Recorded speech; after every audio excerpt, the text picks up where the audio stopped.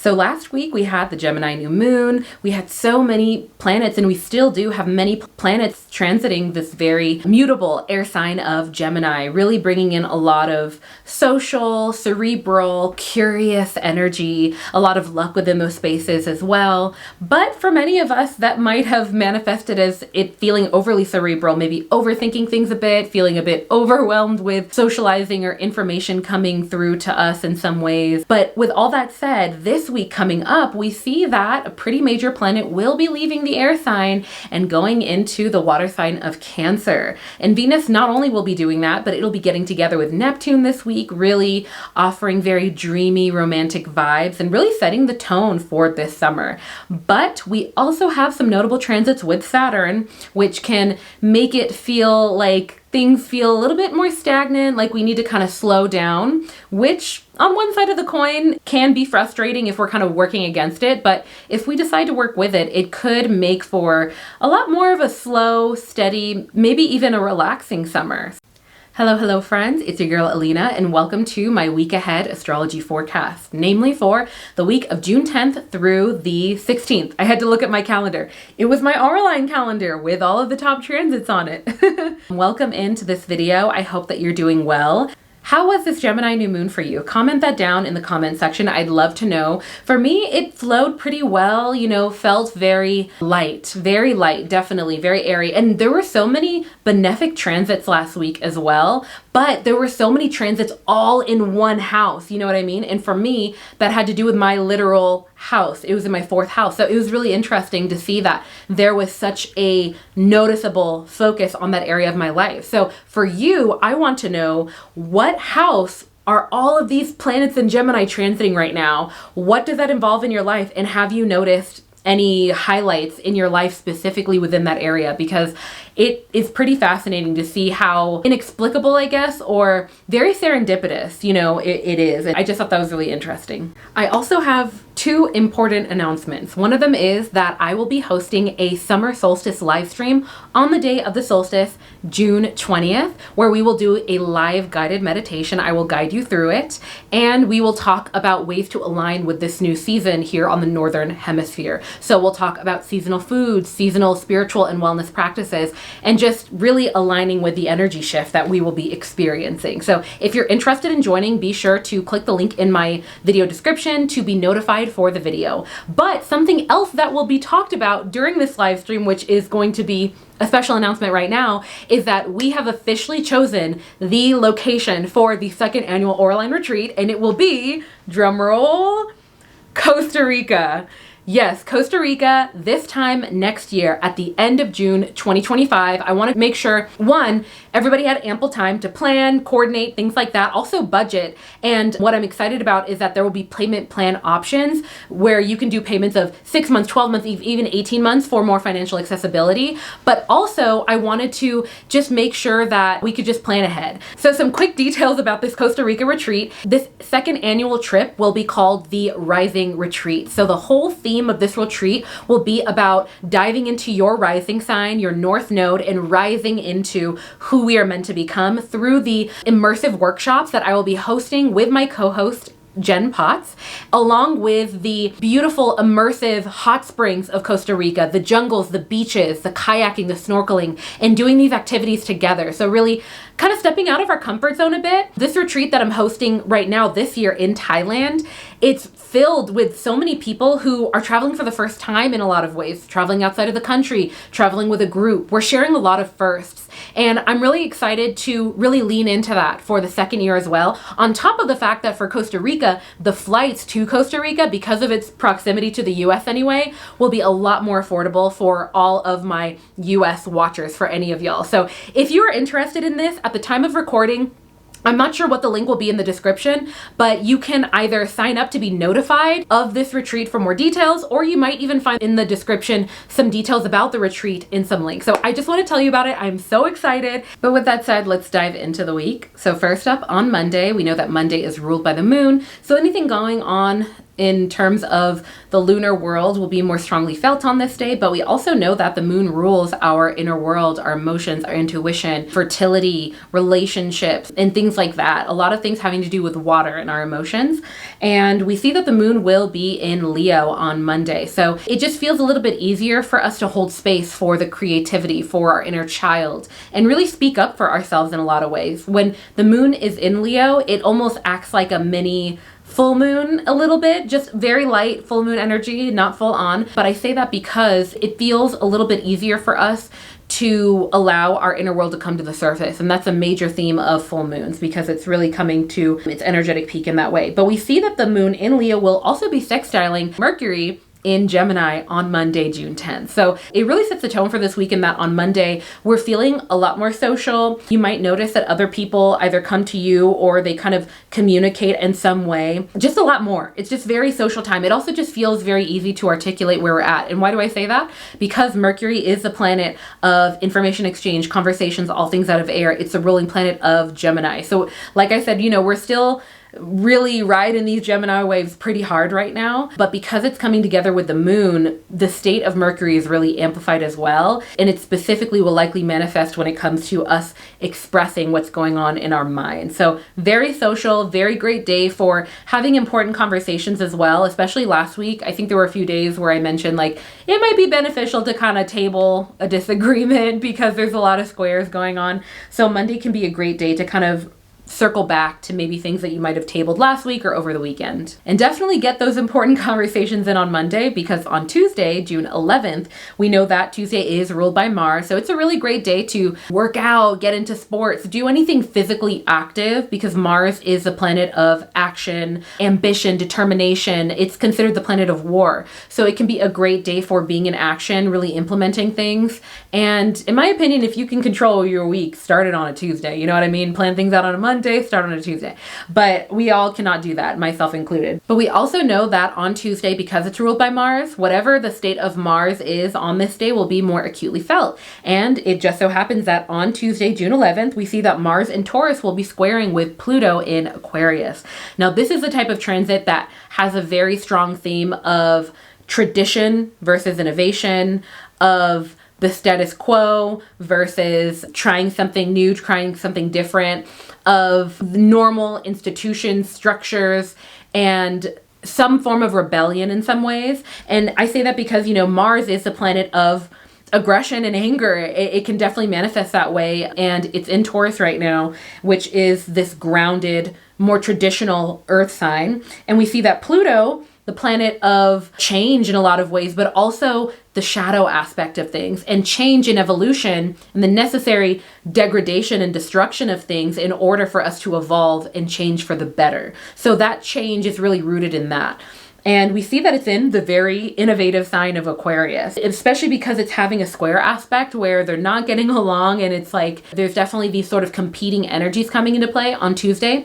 It's likely that we might experience or notice on a grander scale as well, but it could be in our own lives, this sort of pushback in some way. And it's a pushback that has to do with tradition, the status quo, and something changing in some way, or somebody wanting to approach something a little bit differently. Now, this can manifest at work with two people not seeing eye to eye and you being witness to that, or you feeling like you kind of want to stick to the status quo. And I'm not trying to say that in a negative way, because oftentimes, status quo, that can be a hindrance to necessary growth in life. All things in life are growing and changing, but sometimes tradition is good. Things that we have continually done in a certain way, like we stick to that for a reason. So it's not like one is bad or good, but it can manifest in that way, in some way on Tuesday. And so for that reason, Tuesday can be a good day to kind of like take pause, process things, and don't be quick to anger, because Mars is having this notable role. It's likely that other people might be quick to anger, so it'll be good to choose your battles wisely. But we also see later on in the day that the moon will be entering Virgo. And Virgo is another earth sign,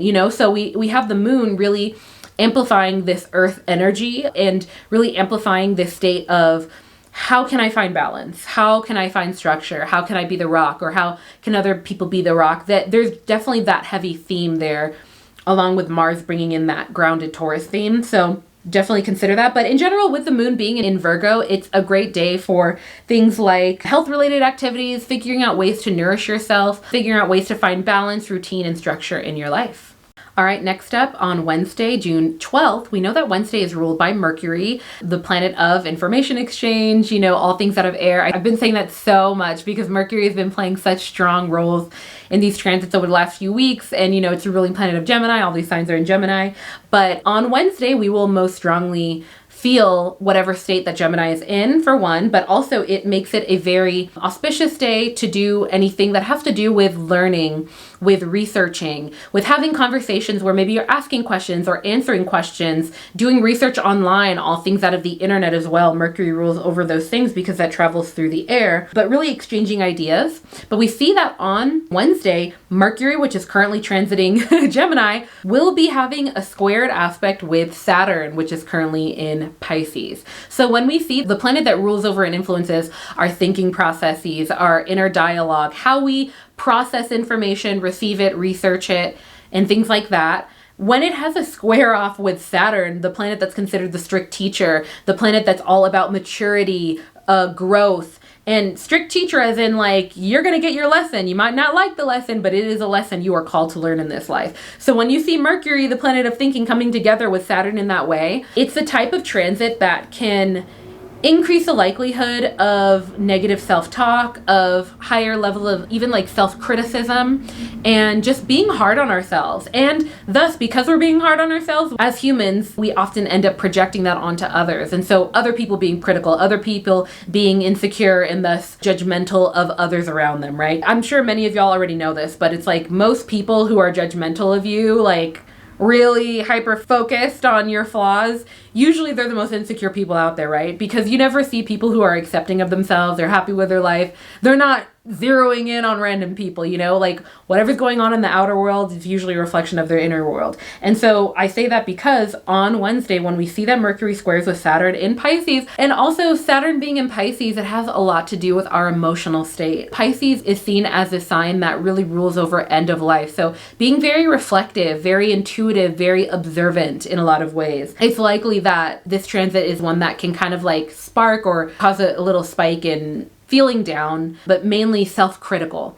But with that said, there is a way that we can work with this energy and that we can look at things in a more constructive way. So for example, sometimes we're self-critical and sometimes it's literally delusional. And then sometimes there are legitimate things that come to the top of our mind that we do understand that we're called to grow into in this life.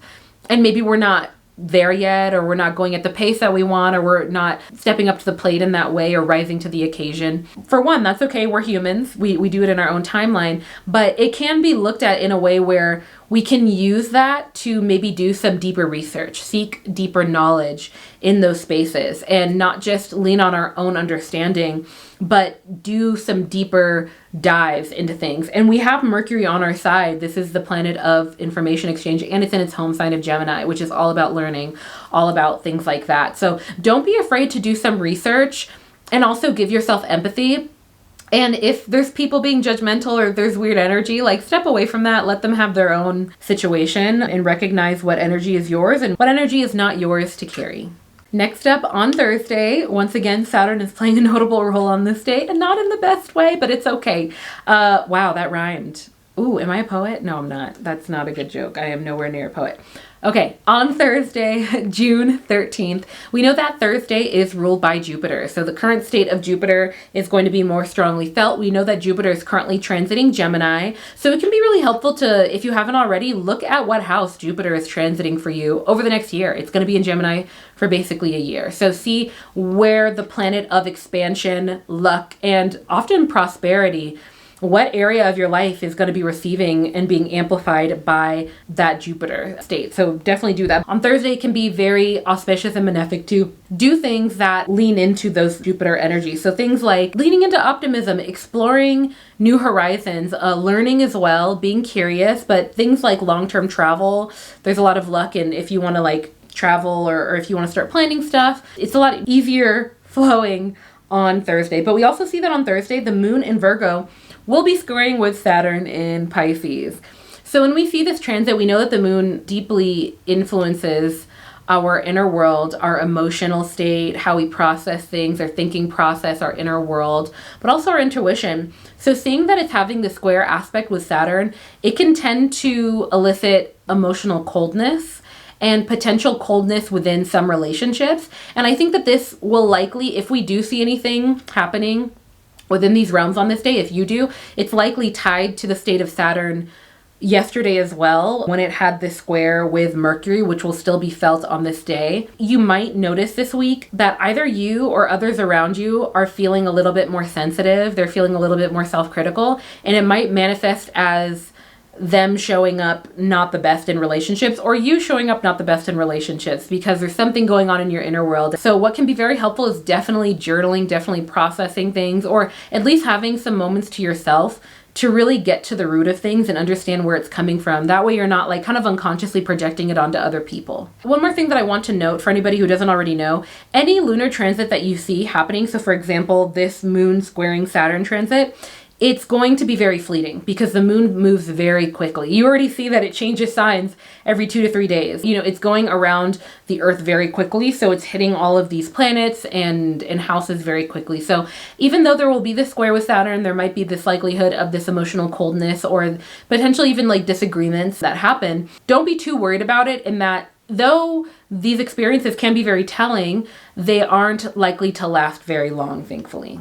All right, next up, on Friday, June 14th, we know that Friday is ruled by Venus, making it a very romantic day in a lot of ways. Friday will be one of the last days that Venus will be transiting Gemini. As many of y'all already know, Venus transiting Gemini is really the type of transit that makes it so it's so much easier to get to know people and to get all the information you need, especially when it comes to dating, meeting new people, and just matters of the heart, relationships of the heart. There's a lot of socializing going on right now for that reason as well. But on Friday, because it is ruled by Venus, it can be a great day for doing anything romantic, especially things that have to do with your relationships. It could be like going on a date, perfect for a Friday, but it can also be self-love. Anything that has to do with pouring into yourself and giving love to yourself in a lot of ways. What comes to mind is maybe if you've had a hard week where maybe like there's been criticism or whatever, you're just not feeling the love, taking time to think of like, what is my love language? What do I like? If somebody else did that for me, I would love it. And do that for yourself. Really embody that energy of receiving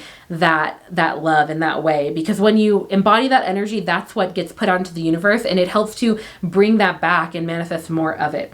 But on Friday, we see that the sun in Gemini will be conjuncting with Mercury in Gemini. So we have the sun, this planet of courage, leadership, creativity, holding space for your inner child, shining bright, and really the planet that really rules over our ego, our sense of self, how we choose to present ourselves to the world. It's coming together with Mercury, this very cerebral planet, and it's really amplifying it. I feel like the sun can be one of the biggest amplifiers. It is one of the biggest amplifiers. So, and we see that Mercury is in Gemini, it is in Gemini. And so on one side of the coin, this can actually manifest as like feeling a little bit of anxiety, even paranoia, because it's just so cerebral. There can be so much information coming in and out.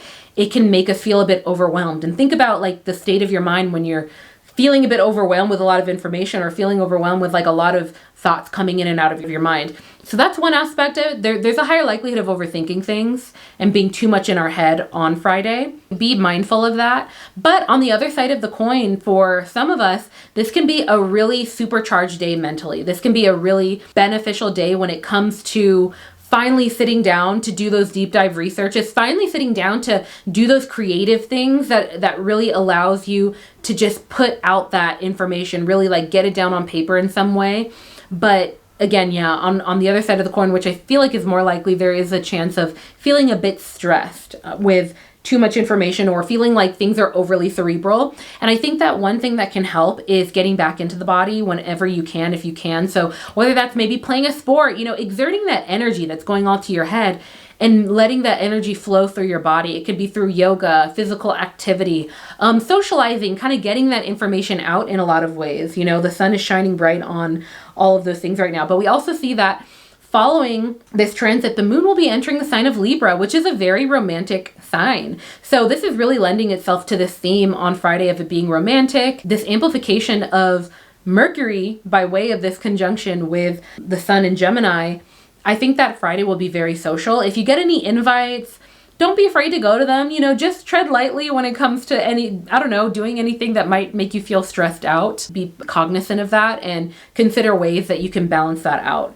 Next up, on Saturday, June 15th, we know that Saturday is ruled by Saturn, which is the planet of maturity, growth, self-discipline, restriction. It's considered the strict teacher in astrology. So Saturday can be a very benefic day for doing anything that has to do with working on our self-discipline, working on and taking step towards the growth that we know that we need to have, or that we understand that we're being called to have. But on Saturday, we have no major transits. But moving on to Sunday, June 16th, we know that it's ruled by the sun, which is associated with vitality, leadership, self-expression, our inner child in a lot of ways. It's the ruling central star of Leo. So think about Leo themes in that way. So it can make it a very great day for embracing joy, embracing levity, stepping into our leadership in one way or another. Maybe that's like setting a boundary and like kind of stepping up to that plate in that way. But we see that on Sunday, Venus enters the sign of Cancer,